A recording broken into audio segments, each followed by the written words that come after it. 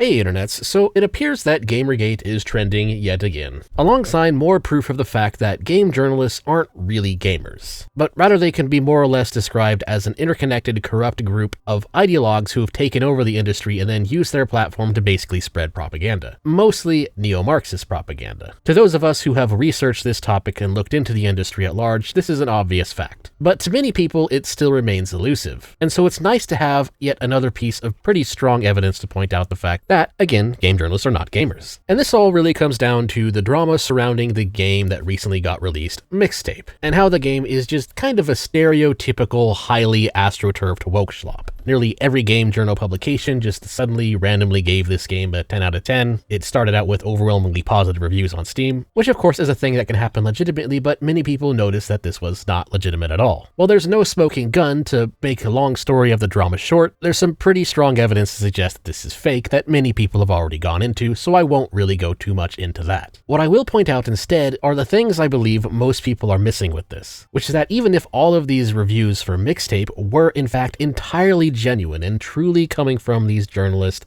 as their actual real opinion, and so despite the evidence of billionaire backing and nepo baby devs pretending to be indie devs, let's just pretend that all of these journalist reviews are entirely real, that the journos actually sincerely believe it is a 10 out of 10 game. Because I would argue that if they really do believe this, then it is actually just as, if not more, delegitimizing to the game journalist industry than if they were bribed to give all these positive reviews. Because I decided to do the thing. I decided to actually, well, sort of play the game, to see what all the fuss was about and to see if this was a something burger or a nothing burger that I could just ignore. Because again, sometimes culture war things matter and sometimes it's just stupid slop. This is one of the times that it turned out it mattered. Now fortunately for me, I didn't actually have to physically buy the game or play it myself because Mixtape is really just a story. It is more like an interactive movie than a real game, which by itself, that doesn't automatically make it a bad game. I mean, there's plenty of visual novels and story-based games out there. Tons of RPG games are just story-driven. But when I watched this game, basically just by watching somebody else stream it, I noticed a lot of problems that stood out. Here's just a quick mini review. The problem with the quote-unquote game is that it's a story-based game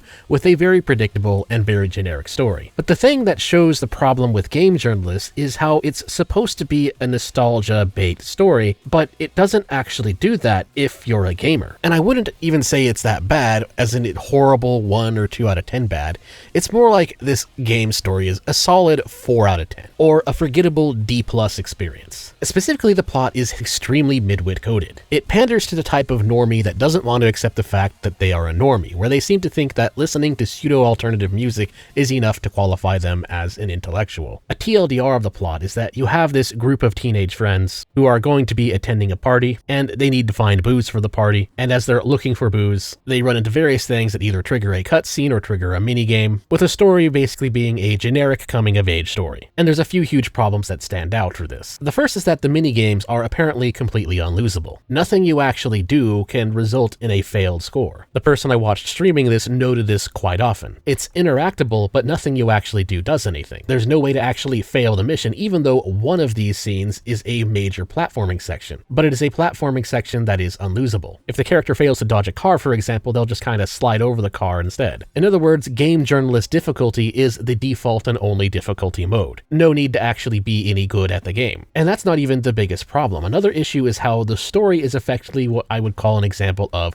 woke washing. Because I happen to be one of the people who was born in the 80s and I came of age in the 90s. So you would think that a nostalgia bait game based in the mid-1990s, as well as the fact that the area that the game takes place is very similar to the area that I grew up in, I would have thought that this game would have given me a fix for nostalgia. But it didn't, it completely failed. Because all of the dialogue in the game and everything the characters go through is heavily politically correctified. Because these kids do not talk or act like 90s kids. Rather, they talk like a heavily Disney-fied version of them, where nearly all of the very much not politically correct banter that you would normally talk like in the 90s has been completely removed.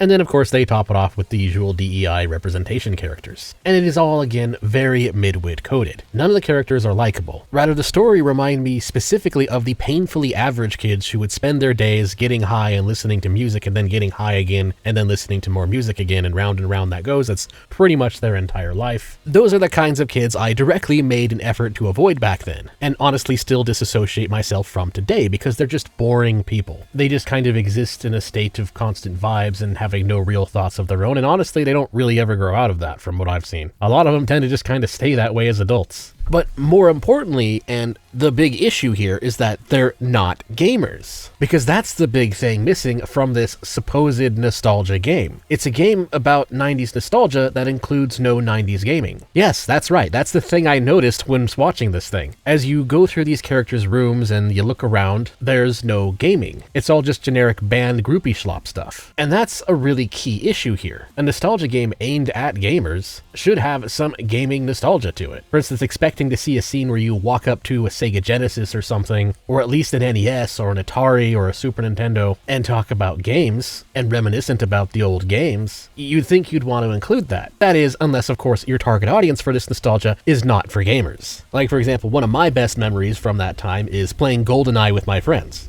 Or if not with friends, playing Shinobi 3 at 2 a.m. on a Friday night. That's the kind of time that you had if you were an actual gamer from those days. And the weirdest part is they even seem to tease it. These seem to be upper middle class kids in Northern California. And so they have things like TVs and computers in their own room, and yet attached to this classic CRT TV is no games.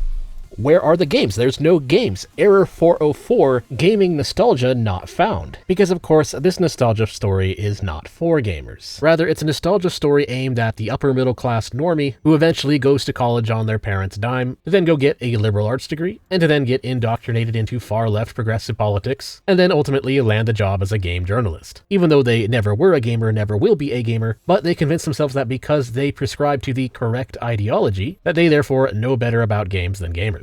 And so that's really what this mixtape drama, what we're really seeing here under the hood. Even if we were to take all of the good reviews in good faith and pretend like it's not astroturfed, then it still shows that game journalists are the types of people who honestly don't really enjoy video games. Which then brings up the question, is it astroturfing, or is it just journos legitimately having terrible tastes, as a result of them, again, not really being gamers? And the answer, honestly, is probably just a little bit of both. There's a lot of things that people have uncovered about this game and its backing that is very obviously fishy. Or as I pointed out on X, you do not need to be a conspiracy theorist to see something is wrong with these initial overwhelmingly positive Steam reviews for woke schlop. Again, Mixtape just being the latest iteration of it. Access journalism makes it very easy for them to pull off these kind of reviews, and of course there's a very strong incentive for them to do this. Not just because faking reviews for a game can get more sales for the game, but also because of the same issue I talked about previously in my long-form video on the Sweet Baby incident and Gamergate 2, which is that the game industry in the West, as well as game journalists for quite some time now, has been completely taken over by people who subscribe to a neo-Marxist progressive ideology, and that this takeover isn't really a natural product of the free market, but rather is due to a complex web of corruption bred by a relationship with the corporate media and the state that is ultimately designed to make sure that some very unpleasant people remain in charge, with woke progressives just being another form of useful idiots that they use to that end. Because of course, their solution to everything is effectively just that the government is corrupt, and the solution is more government, and that if we just taxed the right people, we could have free stuff. And the whole DEI ideology that gets pushed in the media, it's all just another arm of the structure of the corrupt system. And as for what's specifically going on here with Mixtape, well, it's really just the same thing as the original Gamergate, just targeting a more specific area of the games industry. Because the original Gamergate can be summarized as neo-Marxists trying to take over the gaming industry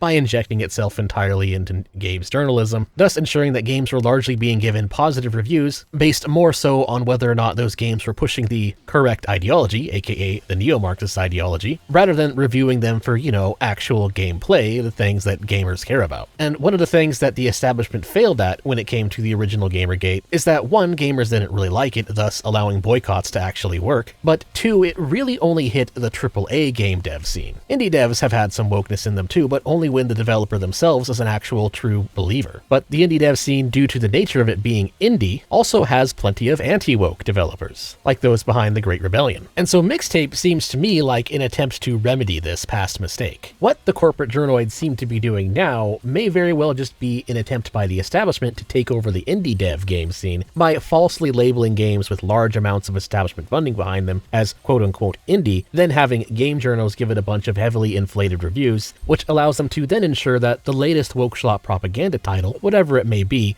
is always at the top of the indie game charts as well, and wins Indie Game of the Year purely by brute force of establishment astroturfing. That's what appears to be really happening here. Pretty disgusting and petty, to be honest. It's almost as if the AAA game devs and corporate journos got mad that the indie game dev scene is starting to outperform the schlop that they have been pushing for the past 20 years. And so this just seems to be their new strategy. Falsely label their schlop propaganda title as indie, and then make sure it's given widespread praise. However, the problem though with their tactic is that people have already kind of caught on to it, and thus the same strategies that were effective in Gamergate can be used against this nonsense. For one, just don't buy their game. Take the gatekeeper's pledge. Refuse to buy propaganda schlop. It's really that simple. And also just spread the word and be aware of the fact that corporate journalists for the game industry should rightfully be seen as completely irrelevant. Corporate game journalism as it currently exists and stands today should again be viewed as an entirely fraudulent industry. It's not just Mixtape that is an astroturfed title, rather it's game journalism as a whole that is an astroturfed industry. And this shouldn't even be seen as a conspiracy theory, this should just be seen as a matter of fact by your average gamer. And then of course on the political side of things, we can just look to events like this as more further proof that the solution to our corrupt government and corrupt system is not more government. Anyways, that's all I have to say. Don't forget to like, share, comment, and subscribe. And if you want to support me, you can do so on Ko-Fi, Subscribestar, or by buying some merch. Which, by the way, for the sake of this video, I'm going to put the Gamers Rise Up merch on a limited time sale. The mug especially is pretty good quality, one of my personal favorites. But anyway, again, that is all. Thanks again for watching. Till next time.